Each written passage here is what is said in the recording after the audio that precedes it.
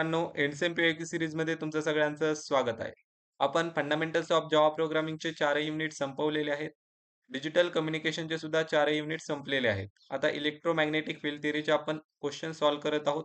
त्यामध्ये 2 क्वेश्चन आपण already solve केलेत आणि आता तिसऱ्या क्वेश्चनकडे आपण वळत आहोत. यामध्ये आपण काय बघणार आहोत? पॅरलल प्लेट कॅपॅसिटर ही जी कन्सेप्ट आहे त्यावर एक न्यूमेरिकल दरवर्षी विचारला जातो.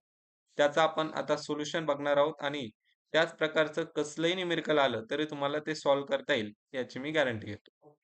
For a parallel plate capacitor हा क्वेश्चन बघा, क्वेश्चन नंबर 2A आहे. For a parallel plate capacitor area of plate A equal to 12 centimetre square. Area बघा 12 सेंटीमीटर स्क्वेअर दिलेला आहे.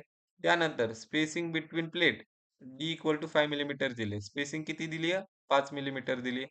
त्यानंतर ॲप्सिलॉन नॉट आर म्हणजेच काय रिलेटिव्ह परमिटिव्हिटी किती दिली आहे? 12 दिलेली आहे आणि 40 व्होल्टची बॅटरी आपण कनेक्ट केलेली आहे. फाइंड काय काय करायचंय? आपल्याला कॅपॅसिटर फाइंड करायचे. त्यानंतर कॅपॅसिटन्स फाइंड करायचे. त्यानंतर इलेक्ट्रिक फील्ड इंटेन्सिटी फाइंड करायची. त्यानंतर फ्लक्स डेन्सिटी फाइंड करायची आणि energy stored in the capacitor आपल्याला फाइंड करायची. या 4 टर्म फाइंड करण्यासाठी आपल्याला 8 मार्क मिळणार आहेत. सो एकदम सिंपल क्वेश्चन आहेत. फक्त फॉर्म्युल्यामध्ये किमती टाकायचं काम आहे. व्हिडिओ शेवटपर्यंत बघा जेणेकरून तुम्हाला या क्वेश्चनचे पूर्ण मार्क्स मिळून जातील. चला तर आता याचं सोल्युशन सॉल्व्ह करू. आता गिव्हन काय आहे बघा, एरिया ऑफ प्लेट्स त्यांनी किती दिलंय? 12 सेंटीमीटर स्क्वेअर दिलं. आता या सेंटीमीटर स्क्वेअरला आपण काय केलं? मीटर स्क्वेअरमध्ये कन्व्हर्ट केलं. 12 इंटू 10⁻⁻4 ठीक आहे. त्यालाच फक्त 1.2 इंटू 10⁻³ मध्ये लिहिलं. म्हणजे काय फक्त एक पॉइंट लेफ्ट साइडला शिफ्ट केलं आणि 10⁻⁴ चं 10⁻³ केलं. हे कळालं? स्पेसिंग बिटवीन प्लेट्स काय आहे? डी इक्वल टू 5 मिलीमीटर दिलं होतं. आता त्या मिलीमीटरचं मीटरमध्ये कसं केलं? 5 इंटू 10⁻³ लिहिलं. रिलेटिव्ह परमिटिव्हिटीची किंमत किती दिली आहे? 12 दिली आहे. त्यानंतर 40 व्होल्टची बॅटरी आपल्याला कनेक्ट करायची आहे. आता परमिटिव्हिटी ऑफ फ्री स्पेस याची कॉन्स्टंट किंमत आहे. ॲप्सिलॉन नॉट 0 ची किंमत कॉन्स्टंट आहे. किती? 8.854 इंटू 10⁻12 फराड पर मीटर. ठीक आहे. ही किंमत तुम्ही लक्षात ठेवा. पेपरमध्ये तुम्हाला खूप ठिकाणी यूज करावी लागणार आहे. आता ॲब्सोल्यूट परमिटिव्हिटी आपल्याला फाइंड करायची. कारण तिचं फॉर्म्युल्यामध्ये बऱ्याचशा ठिकाणी आपण याला यूज करणार आहोत. ठीक आहे. ॲप्सिलॉन नॉट म्हणजे काय? Absolute permittivity. त्याचा फॉर्म्युला काय आहे? ॲप्सिलॉन नॉट 0 इंटू ॲप्सिलॉन नॉट आर. ठीक आहे. आता ॲप्सिलॉन नॉट 0 ची किंमत किती आहे? 8.854 इंटू 10⁻12 ही इथं दिलेली आहे. आणि ॲप्सिलॉन नॉट आर ची किंमत किती आहे? ॲप्सिलॉन नॉट आर ची किंमत किती आहे? 12. ती कुठे दिली आहे? ती क्वेश्चनमध्ये दिलेली आहे. त्याचं उत्तर काय आलं? 1.062848 इंटू 10⁻10 फराड पर मीटर. कॅल्सीमध्ये तुम्ही हे कॅल्क्युलेट करू शकता. ठीक आहे.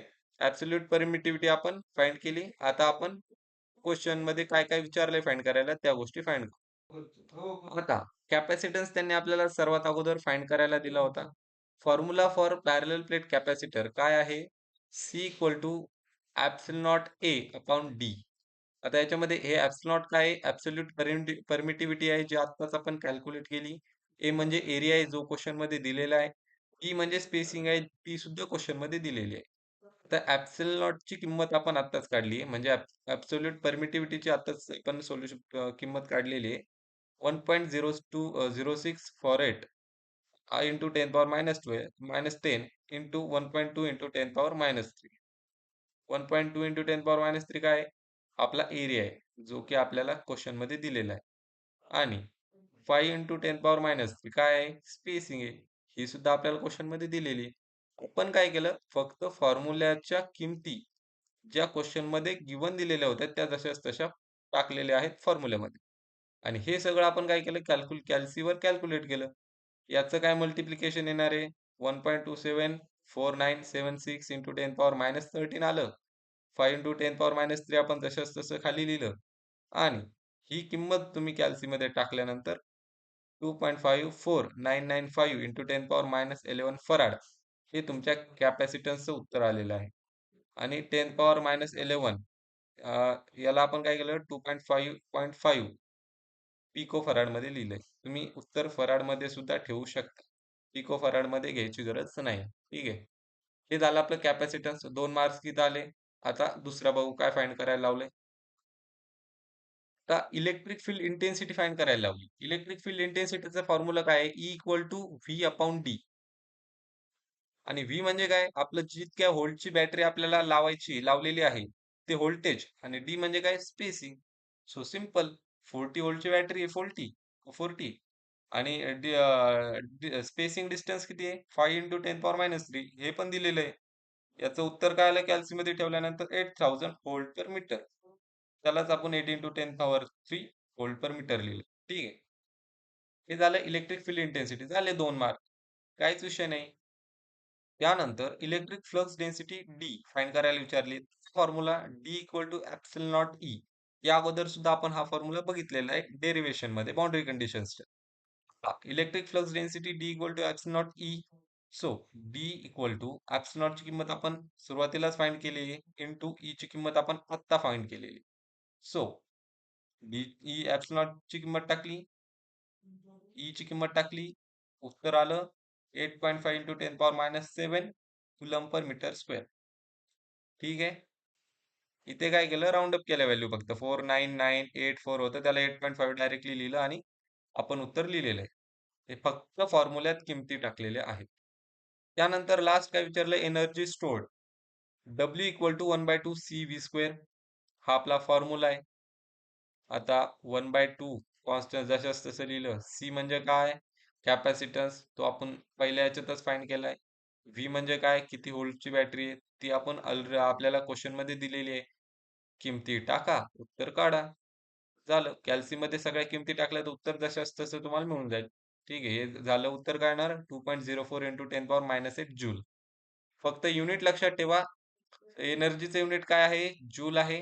कॅपॅसिटन्सचा फराड. इलेक्ट्रिक फ्लक्स डेन्सिटीचं युनिट काय आहे? कुलम पर मीटर स्क्वेअर आहे. फॉर्म्युला पण लक्षात ठेवा.